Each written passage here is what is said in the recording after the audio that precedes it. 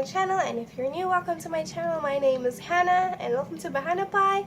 Today I will be doing a different type of video, as you can see on the title. Just wanted to give a little intro. You could skip ahead. I might be placing just not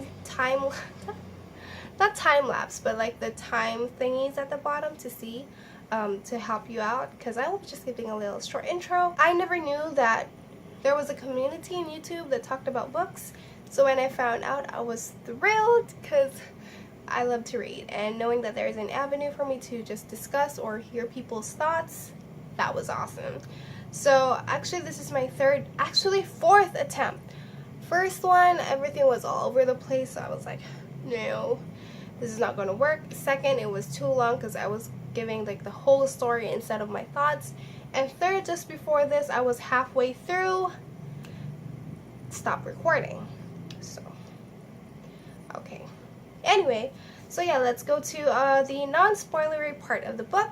This is a Colleen Hoover book, so if you haven't read one, just know to be prepared for tears, rainfall here and there. That's basically the weather forecast if you want to read, you know, if you decide to read this, if you have a heart. Anyway, her books make you feel, which is possibly why you would, I guess, cry, because she just makes you feel even if you don't relate to it, you know. And she does have some drama and issue in it, but again, you don't have to go through it or know someone who's going through it to relate, because she just makes you feel, okay? Okay, so the first part of the book, oh, by the way, it ends with us, and I don't have a physical copy of the book because I do not have money to buy one. I just have an ebook which was sent to me by my friend Carmi, who actually told me about the book because I didn't know that Colleen was working on a book. Close, Colleen. Okay, let's get on to it. So Lily is the main character, and we see her, she meets Ryle at the top of the rooftop because she was just there after giving a eulogy for her father who died of cancer, and Ryle was there just airing out his frustrations as well. The story is sort of a love triangle, but that's not the main theme of the book. I will not be mentioning the main issue of the book just because I feel like it would be a spoiler, in a sense that it would spoil your reading experience. The spoiler itself, I mean the issue itself isn't a spoiler, but it would just, you know, ruin your reading experience because you'd be like, who is a bad guy here, you know?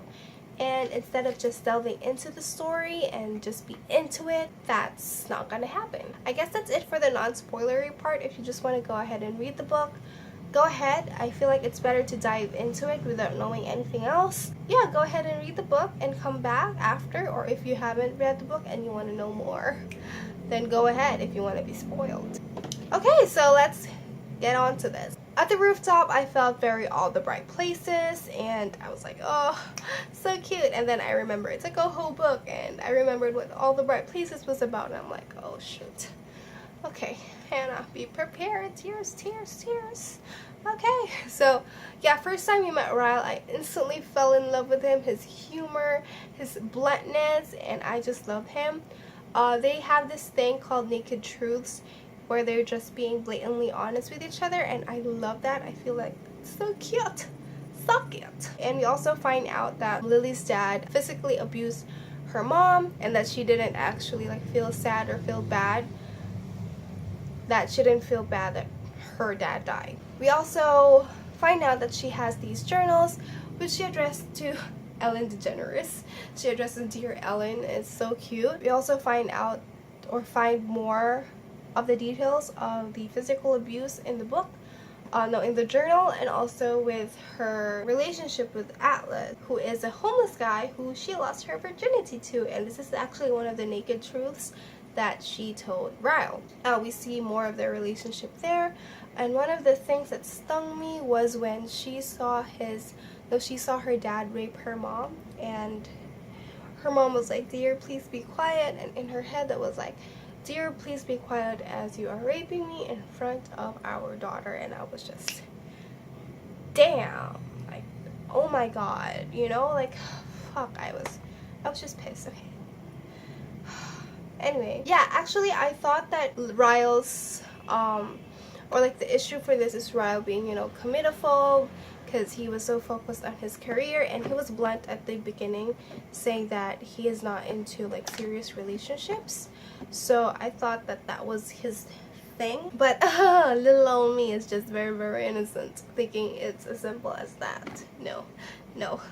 But yeah, anyway, they do develop a relationship, Lily and Ryle, and it was so cute. It was going well, and the mom was even saying like, Lily, you have your own business and a doctor. I want to be you when I grow up. And I just feel like that was so cutesy, I guess. It was so cute. And I was enjoying the book so much because I was on Team Ryle and them figuring things out. I was like, finally they're together. But again, just too optimistic. So yeah, when the first incident happened with the casserole, when the microwave dinged, or was it the oven, I just felt it in my gut that something bad was going to happen, and I was just so scared to continue, and I was just scared to continue. I was also glad though, like when that happened afterwards, Lily was like, oh, your hand, because he had a big surgery coming up, and he was like, fuck my hand, like, you're all I care about or something. At least that's what he did, but still, you know, you shoved her, Ryle, you shoved her. I love you, but you shoved her. The second time we see Atlas, we see that he saw a lot of see.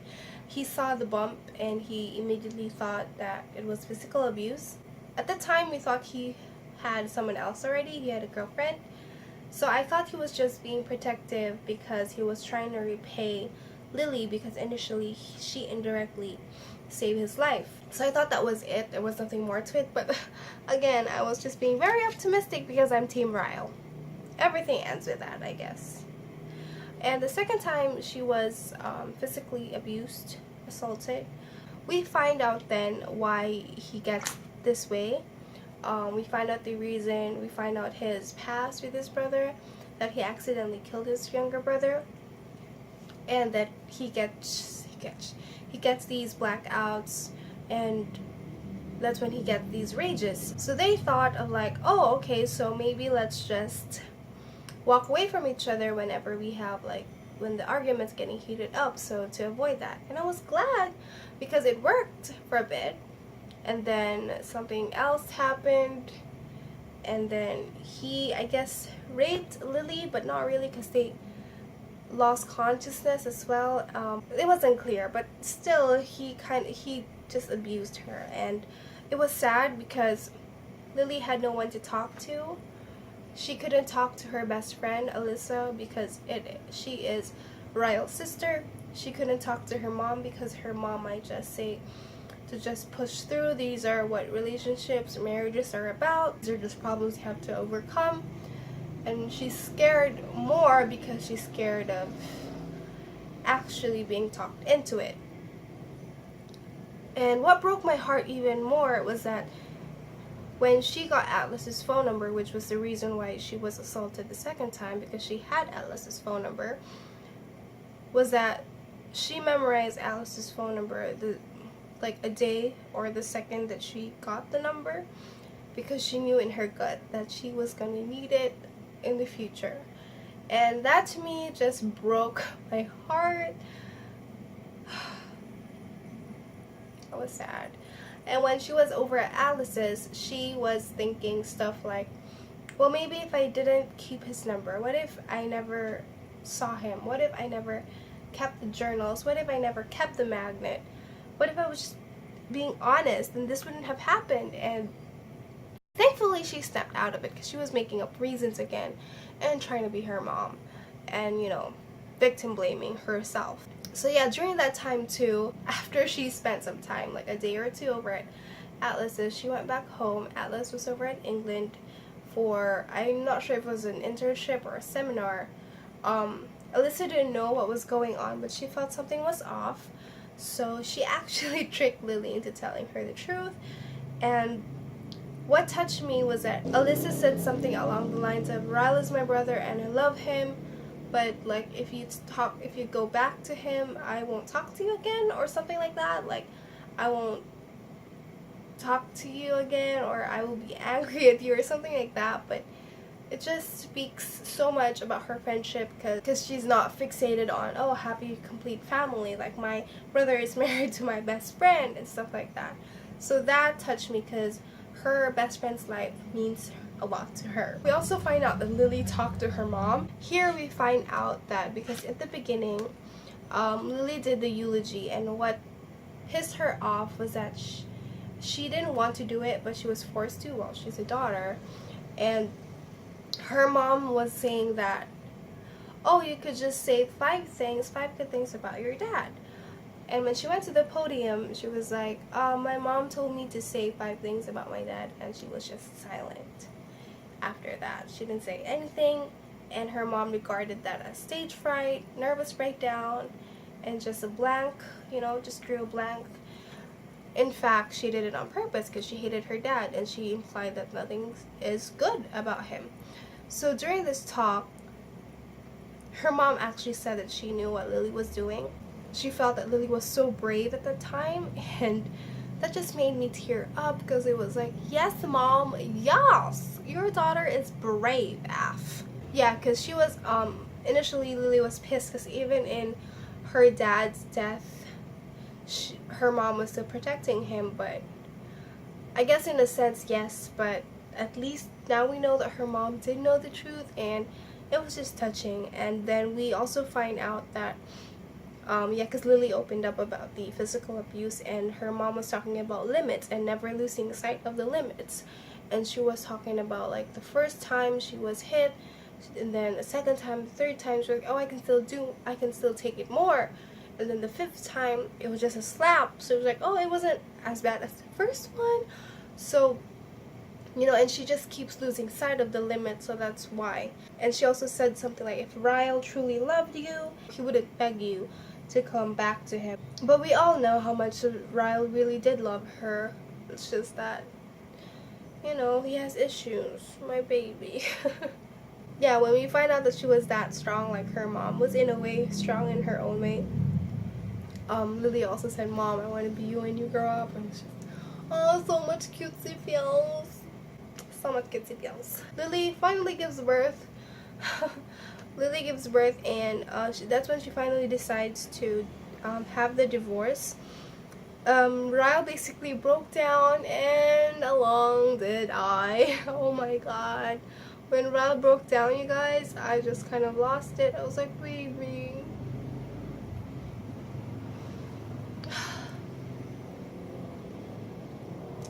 Because we know he loves Lily, and we know that he isn't a bad person.